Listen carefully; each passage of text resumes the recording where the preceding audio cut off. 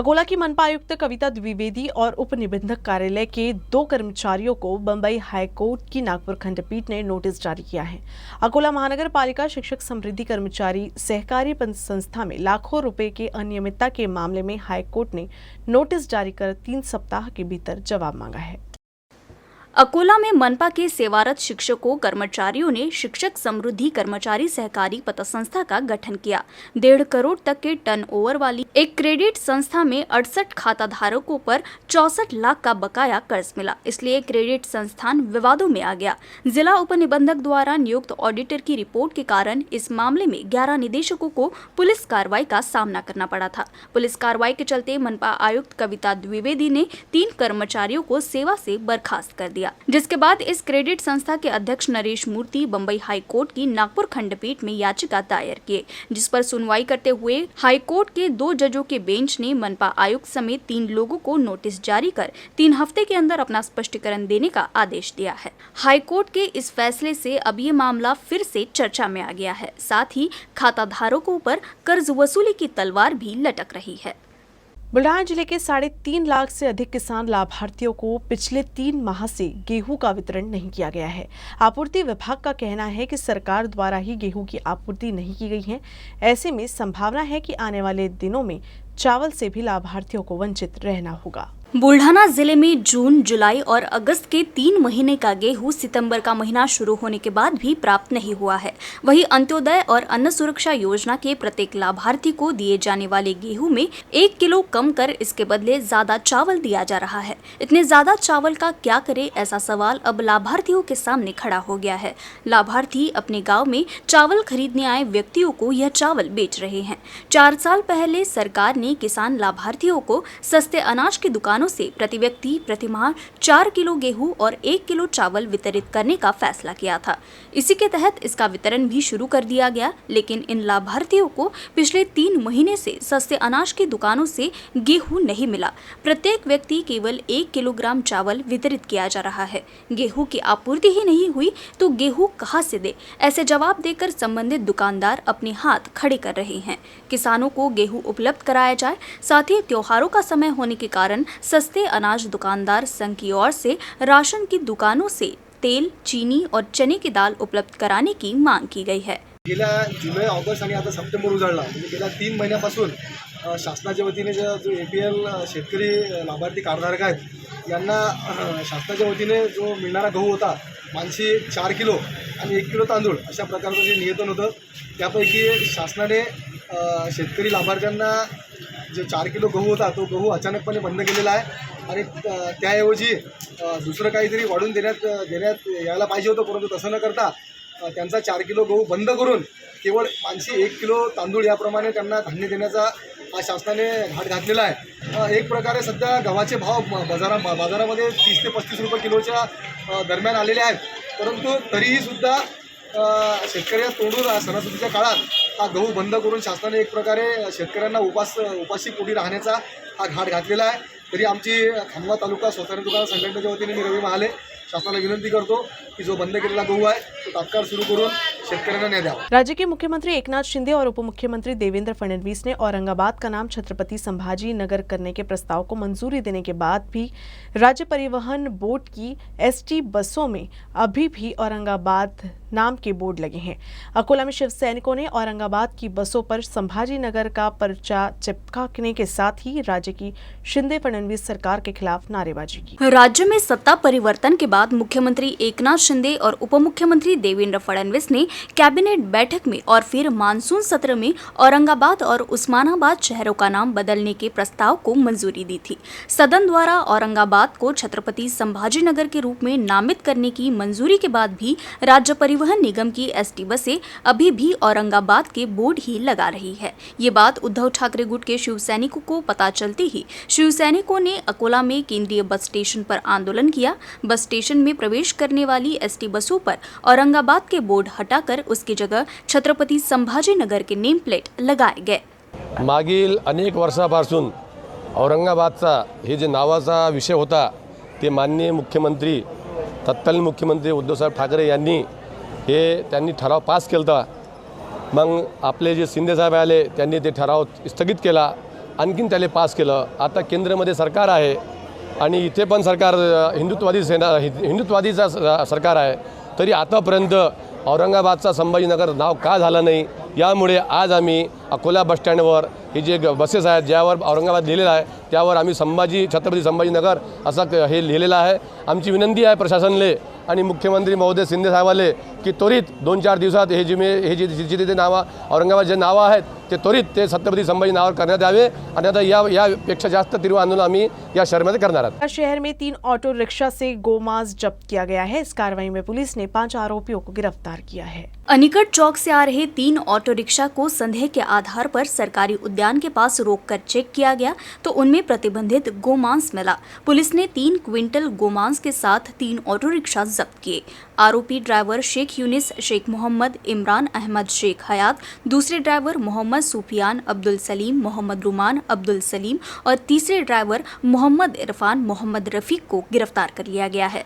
Police ने तीनों auto में बोरियों में करीब 60,000 रुपए कीमत का गोमांस, 3 ऑटो इस प्रकार कुल 5,10,000 रुपए का मुद्देमाल जब्त किया है. आरोपियों के खिलाफ सिटी कोतवाली थाने में पशु संरक्षण अधिनियम के तहत मामला दर्ज किया गया है. यह कार्रवाई पुलिस अधीक्षक जी श्रीधर के मार्गदर्शन में विशेष दस्ते के मुख्य पुलिस निरीक्षक विलास पाटिल और उनके सहयोगियों ने की. 6/9/22 रोजी माननीय पोलीस अधीक्षक यांच्या विशेष पथकाला खात्रीशीर खबर मिळाली की 3 ॲटोमध्ये गोवंशचे मांस जाणार आहे. त्यांची कत्तल केलेली मांसची अवैध वाहतूक होणार आहे. त्या अनुषंगाने 2 पंचासमक्ष आम्ही सरकारी बगीच्यासमोर नाकाबंदी केली असता 3 वेगवेगळ्या नंबरचे ऑटो ज्याच्यामध्ये MH30 BB 9158, MH30 BC 2948 आणि MH30 BC 1793 असे 3 ॲटोमध्ये 100 ते 150 किलो मांस आम्हाला कत्तल करून प्राण्यांची घेऊन जाताना 3 ॲटो मिळून आले आणि 3मध्ये 5 आरोपी होते. 5 आरोपींकडून जवळजवळ 300 ते 400 किलो मांस आणि 3 ॲटो असे 5 आरोपींकडून विशेष पथकाने जप्त केलेले आहे. विशेष पथकाने जप्त केलेला आहे 5 आरोपीविरुद्ध क्रुएल्टी ॲनिमल ॲक्ट आणि कलम 22 429 अन्वये पोलीस स्टेशन सिटी कोतवाली येथे गुन्हा दाखल केलेला आहे. आता पुढील तपास सिटी कोतवाली पुलिस करीत है. जब बुल्ढाना में शिवसेना का कार्यक्रम चल रहा था तभी शिंदे गुट के पदाधिकारियों ने हमला कर कार्यक्रम में बाधा निर्माण की थी. शिवसेना की ओर से इस मामले में उपविभागीय अधिकारी से कार्रवाई की मांग की गई. 3 सितंबर को बुल्ढाना में शिवसेना पार्टी के सभी नवनियुक्त पदाधिकारियों और शिव सैनिकों के वरिष्ठ अधिकारियों का सत्कार और मार्गदर्शन, साथ ही कुछ महत्वपूर्ण निर्णयों के लिए एक कार्यक्रम आयोजित किया गया था. इस मौके पर शिवसेना के वरिष्ठ नेता छगन मेहत्रे, संपर्क प्रमुख प्रोफेसर नरेंद्र खेड़ेकर, दत्ता पाटिल, जालंधर बुद्धवंत, वसंतराव भोजने समेत जिले के अन्य वरिष्ठ सदस्य एवं शिव सैनिक बुल्ढाना पहुंचे थे. कार्यक्रम चल ही रहा था कि विधायक संजय गायकवाड़ के पुत्र कुणाल गायकवाड़ और 10 से 15 लोग कार्यक्रम में आए और कार्यक्रम स्थल पर रखी कुर्सियों पर बैठे शिव सैनिकों को पीटने लगे और मंच पर बैठे वरिष्ठों को पीटने की कोशिश की. इस पूरी घटना में हमलावरों का नेतृत्व विधायक के बेटे कुणाल द्वारा किए जाने का आरोप लगाते हुए खामगांव तहसील और शहर शिवसेना ने सार्वजनिक रूप से विरोध किया है और हमलावरों के खिलाफ सख्त कार्रवाई की मांग की है. इस मौके पर जिलाध्यक्ष वसंतराव भोजने, शिवसेना नेता प्रोफेसर अनिल अमलकर, विधानसभा संगठक रवि महाले, तहसील प्रमुख विजय बोदडे, शहर प्रमुख विजय इंगले आदि उपस्थित थे. गिन के मारेंगे. शिवसैनिक हा बाळासाहेबांचा शिवसैनिक आहे. छत्रपती शिवरायांचा वारसा आणि छत्रपती शिवरायांचा तथागत गौतम बुद्धांचा जो भगवा आहे हा भगवा खांद्यावर घेऊन जन्माला आलेला आहे आणि या भगव्याला जो कोणी डिवचण्याचा प्रकार करेल त्याला त्याच्याच भाषेमध्ये उत्तर देण्याचा आमचा प्रयत्नच नाही, तर तो प्रयत्न नसून आम्ही त्याला सडेतोडपणे या संजय गायकवाड यांच्या भाषेमध्ये उत्तर सुद्धा देऊ. परंतु तिथं आमचे 200-300 कार्यकर्ते जमा होते आणि तमाशा करणारे फक्त 10 ते 15 लोक होते. परंतु आमची ज्येष्ठ मंडळी होती, आमचे खेडेकर साहेब असतील, आमचे छगनजी मेहत्रे असतील, आमचे जिल्ह्याचे सगळेचे पदाधिकारी असतील, हे सर्वच्या सर्व पदाधिकारी हे ज्येष्ठ पदाधिकारी होते. 60 ते 65 वय वर्षाचे हे पदाधिकारी आमचे यांनी आवाहन केलं की हा लहान मुलगा आहे, याला कुणी मारू नका, सोडून द्या. आणि त्यांनी एक आपला स्वतःचा मुलगा म्हणून तिथं कोणत्याही प्रकारचा रक्तपात होऊ दिला नाही. खामगांव शहर में अब गणपति विसर्जन की तैयारी प्रशासन ने शुरू कर दी है. गणेश विसर्जन मार्ग पर लटकते बिजली के तार हटाने और नए तार लगाने का काम किया जा रहा है. पूर्व पार्षद प्रवीण कदम ने गणेश विसर्जन के दौरान बिजली के लटकते तारों से दुर्घटना की आशंका जताई थी, जिसके बाद महावितरण ने कार्य शुरू कर दिया है. खामगांव शहर के गणेश विसर्जन मार्ग पर प्रभाग क्रमांक 12 के निर्मल टर्निंग, मस्तान चौक, फाटकपुरा, राणा गेट तक मुख्य सड़क पर बिजली के तार लटके हुए हैं। यहाँ कुछ घरों की दीवारों को भी ये बिजली के तार चिपके हुए हैं। इन बिजली के तारों के लटकने से पहले ही यहाँ अनहोनी घटनाएं हो चुकी है।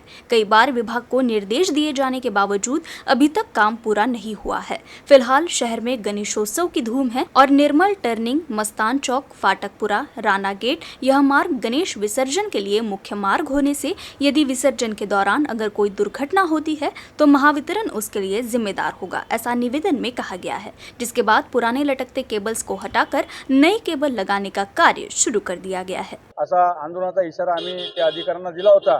त्याच अनुषंगाने महावितरणकडनं या ठिकाणी काम हे युद्धस्तरावर सुरू झालेलं आहे आणि आता राहिले 2 दिवस ज्या काही कामाकरता ज्या महावितरणला अडीअडचणी असतील त्या सुद्धा आम्ही सोडवण्याचा प्रयत्न करू, पण हे काम पूर्णत्वास नेण्याची जी जबाबदारी आम्ही घेतलेली आहे ती पूर्णपणे पार पाडू। येत्या 2 दिवसात जे युद्धस्तरावर काम सुरू झालेलं आहे हे पूर्णत्वास जाईलच अशी शक्यता या ठिकाणी आपण वर्तुलीचं काय वावगं ठरणार नाही, परंतु त्याच्यानंतरही जर हे काम पूर्णत्वास गेलं नाही तर आम्ही आमच्या आंदोलनाच्या इशाऱ्यावर कायम राहू आणि त्या ठिकाणी हे काम पूर्णत्वास नेण्याकरता याच परिसरातील लोहार गल्लीचा जो भाग आहे त्याचंही आम्ही त्या ठिकाणी रितसर त्यांना निवेदन दिलेलं आहे आणि ते कामही पूर्णत्वास जाईल अशी अपेक्षा व्यक्त करतो। जरी दोन्ही कामं वेळेच्या आत किंवा गणेश विसर्जन झाल्यानंतर पण या ठिकाणी जर नाही झाल्यास त्या ठिकाणी आम्ही आंदोलनाचा इशारा दिला त्याच्यावर आम्ही कायम राहू। अकोला के पत्रकार भवन में सार्वजनिक गणेश उत्सव मंडल के पदाधिकारियों की बैठक हुई। इस बैठक में अकोला शहर के गणेश विसर्जन मार्ग के मरम्मत कार्य को प्राथमिकता देने की मांग की गई। बापा के विसर्जन के अवसर पर इस वर्ष भी पहले क्रम के 4 गणेश जी, फिर पहले अ और पहला नंबर लो के तहत गणेश मंडलों को जुलूस में स्थान दिया जाएगा, यह जानकारी दी गई। सार्वजनिक गणेशोत्सव मंडल के अध्यक्ष अधिवक्ता मोती सिंह मोहता की अध्यक्षता में आयोजित इस बैठक में resident deputy collector Sanjay Khadse, मंडल के कार्यकारी अध्यक्ष हरीश अलीमचंद और महासचिव सिद्धार्थ शर्मा, विजय तिवारी, दिलीप खत्री, संतोष पांडे, मनोज साहू आदि प्रमुख रूप से उपस्थित थे। इस बैठक में प्रोफेसर खड़से ने विसर्जन से जुड़े कई मुद्दों पर मंडल के पदाधिकारियों से चर्चा की। विसर्जन स्थल पर क्रेन, प्राकृतिक आपदा बचाव दल और पुलिस दल तैनात रहेंगे। साथ ही प्रशासन की ओर से कृत्रिम विसर्जन स्थल क्रियान्वित करने की भी जानकारी दी गई। अकोला में पटेल परिवार हर साल बड़े उत्साह के साथ गणेश उत्सव मनाता है। पटेल परिवार का डेकोरेशन हमेशा ही खास होता है। इस साल भी उनका डेकोरेशन गणेश भक्तों का ध्यान अपनी ओर आकर्षित कर रहा है। आपण दरवर्षी गणपतीमध्ये वेगवेगळे डेकोरेशन करतो। जसं मागच्या वर्षी आम्ही लाल किल्ला केला होता, त्या मागच्या वर्षी सिद्धिविनायक मंदिराचं डेकोरेशन केलं होतं। जसं यावर्षी माझ्या डोळ्यासमोर जसं ध्येय ठेवलं की काहीतरी आपण वेगळं असं करावं म्हणून, तर यावर्षी मी जसं बद्रीनाथ धाम हा बनवायचा विचार केला आणि बद्रीनाथ धाम हे बनवलंही आहे आणि दरवर्षीप्रमाणे यावर्षी काहीतरी वेगळं केलं आहे। बद्रीनाथ धाम हे मंदिर बनवायला मला 1 महिना लागला आहे पूर्ण आणि यात मी जसं फॉर्म शीट जो येतो तो फॉर्म शीटचा यूज केला आहे। कलरिंग करता इको फ्रेंडली कलर यूज केलेले आहेत त्यात। अकोला के पंजाबराव देशमुख कृषि विश्वविद्यालय के पूर्व कुलगुरु डॉक्टर विलास भाले का विदाई समारोह बुधवार को संपन्न हुआ। बेहद भावुक समारोह में विलास भाले की पत्नी और बेटा भी मौजूद थे।